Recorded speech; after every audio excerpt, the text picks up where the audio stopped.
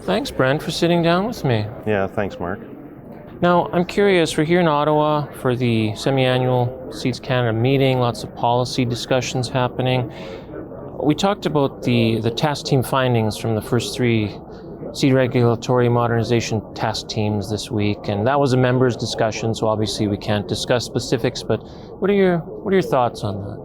I think the first thing that jumps out, Mark, is the amount of effort that's gone through. I think the task teams included participation from many different sectors of the industry, which I think was very important. The findings themselves, I think, are going to be a real building block for us.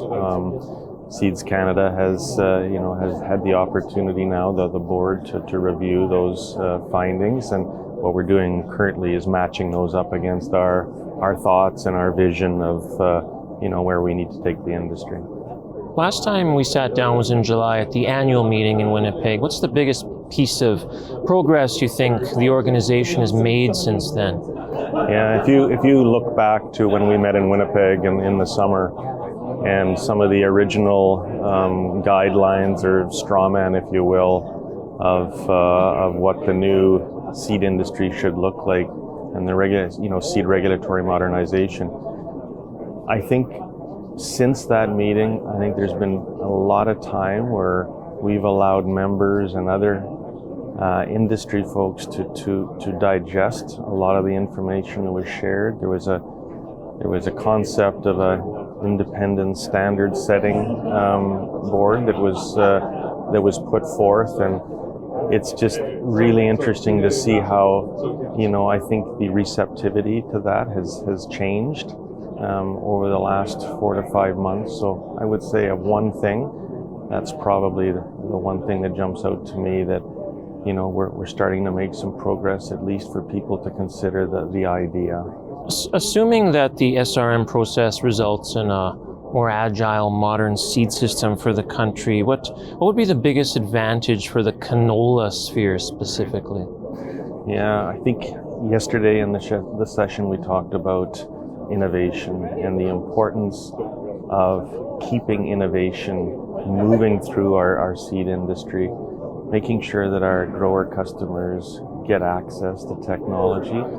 So I think to set up an avenue where we can move innovation through and allow farmers to have access to new technology, that's probably the most important thing. And for our organization and for the canola industry, getting innovation to the market as quickly as possible is absolutely linked to what we want to do within SRM. Before I let you go, it's almost 2 years now since Seeds Canada was formed. You're on the board of Seeds Canada, of course. And for you, what's the biggest piece of evidence that this whole experiment of having everyone under one umbrella is really paying dividends?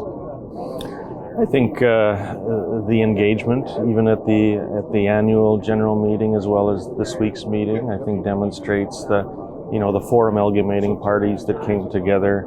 Mark, I really feel that we are a unified voice.